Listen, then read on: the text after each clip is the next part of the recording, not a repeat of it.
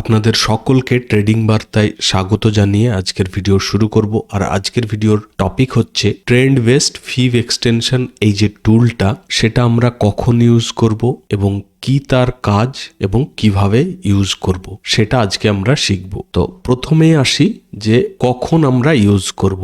যখন মার্কেটে all time high বানাবে, মানে তার উপরে আর কোনো লেভেল এর হিস্ট্রিতে বা এখন হয়নি, যেমন নিফটির এইটা হচ্ছে অল টাইম হাই। তো এরকম যখন অল টাইম হাই তৈরি হবে এবং একটা সুইং বানাবে, বানিয়ে মার্কেট এর উপরে কত দূর যেতে পারে বা অল টাইম হাই ব্রেক করে তারপরে কি নতুন লেভেল বানাবে সেটা জানতে আমাদের এই ট্রেন্ড বেস্ট ফিভ এক্সটেনশন হেল্প করবে। যদিও বা মার্কেট এখন কন্টিনিউ ফল করেই যাচ্ছে, নতুন হাই বানানোর কোনো এখনো পর্যন্ত ইঙ্গিত দেয়নি মার্কেট। তো এখন হয়তো এই ভিডিওটা বানানোর সঠিক টাইম নয়, বাট আমরা যদি আগে থেকে এই টুলের ব্যবহার জেনে রাখি এবং কয়েকদিন বিভিন্ন চার্টে বিভিন্ন স্টকে অ্যাপ্লাই করে দেখতে থাকি, তাহলে আমরা এটা খুব ভালোভাবে শিখে যাব এবং প্র্যাকটিস হয়ে যাবে। তারপরে যখন নিফটি, ব্যাংক নিফটি বা কোনো স্টকে এরকম অল টাইম হাই বানাবে এবং তার কি টার্গেট হতে পারে বা নেক্সট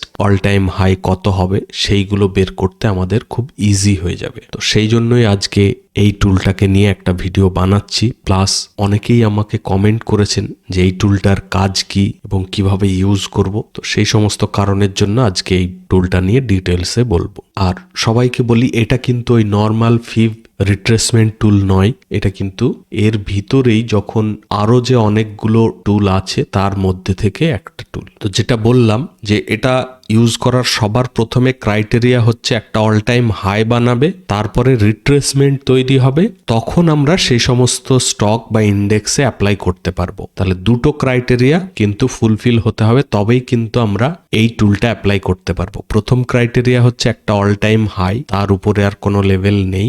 সেকেন্ড ক্রাইটেরিয়া হচ্ছে একটা রিট্রেসমেন্ট। ঠিক আছে, যেমন এটা অল টাইম হাই বানালো, নিচে একটা রিট্রেসমেন্ট নিল, তবেই কিন্তু আমরা অ্যাপ্লাই করতে পারবো। এবং কখন করব?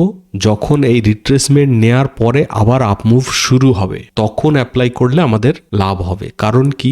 কারণ হচ্ছে এরকম রিট্রেসমেন্ট নেয়ার পরে এর ফার্স্ট টার্গেট কি হবে, সেকেন্ড টার্গেট কি হবে, বা এর নেক্সট অল টাইম হাই কোন লেভেলটা হবে, সেটা বের করাই হচ্ছে এই ট্রেন্ড বেস্ট ফিভ এক্সটেনশনের মেন কাজ।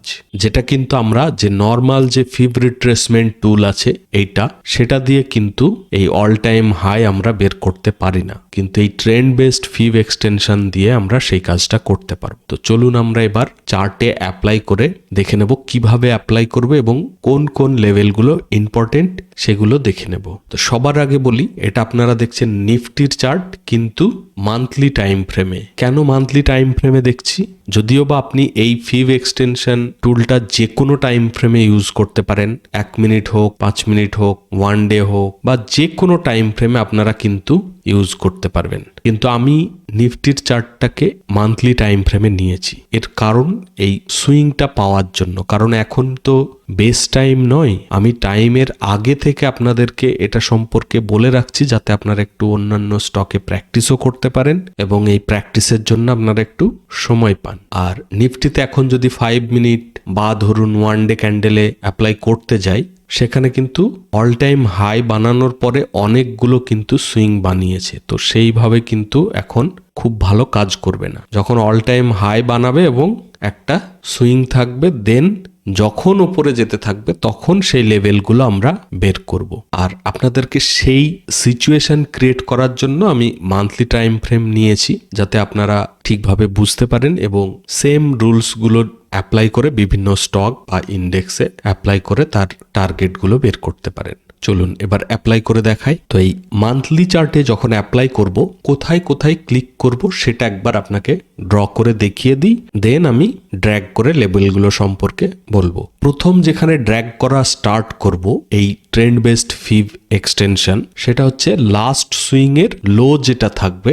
যেমন এই লোটা কিন্তু লাস্ট সুইং এর লো, মানে এই রেড ক্যান্ডেলের নিচে এটা কিন্তু এই মুভমেন্টটার বা এই সুইংটার লাস্ট সুইং বা তার লো। তাহলে ফার্স্ট ক্লিকটা এখানে হবে এই লোতে, নেক্সট ক্লিক হবে এই অল টাইম হাইতে, মানে এই লেভেলটা। ঠিক আছে, তাহলে এখানে ক্লিক করলাম, ক্লিক করে সেকেন্ড ক্লিক হবে এই অল টাইম হাইতে, দেন আরো একটা কিন্তু ক্লিক করতে লাগবে। কত দূর পর্যন্ত না, এই রিট্রেসমেন্টের লো যেটা থাকবে, মানে ধরুন এর উপরে যদি আরো দুটো গ্রিন ক্যান্ডেল বা যাই থাকুক, তবুও কিন্তু আমরাই লো যেটা থাকবে সেখানে ক্লিক করব।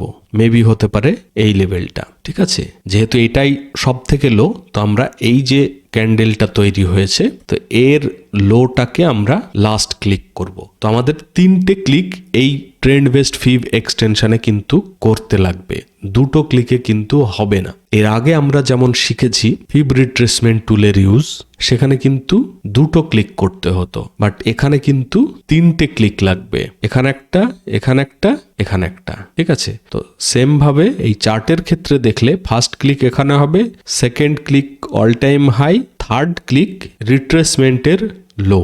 এই 3টে ক্লিক কিন্তু করতে লাগবে।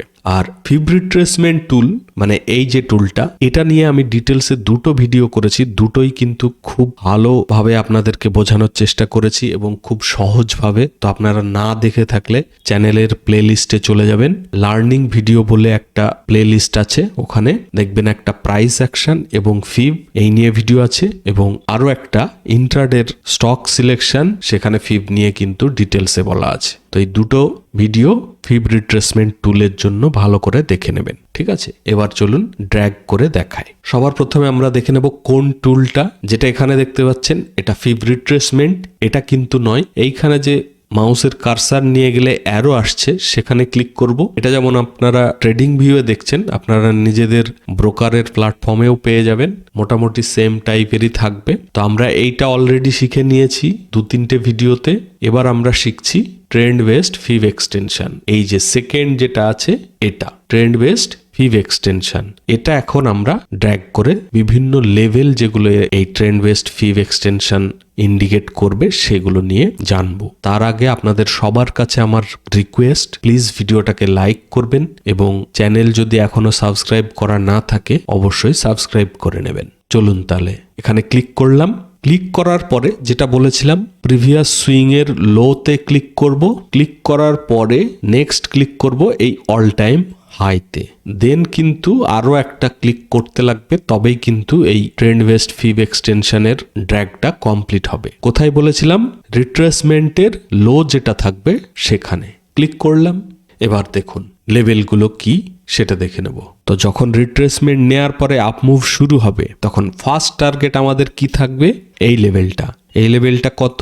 0.236।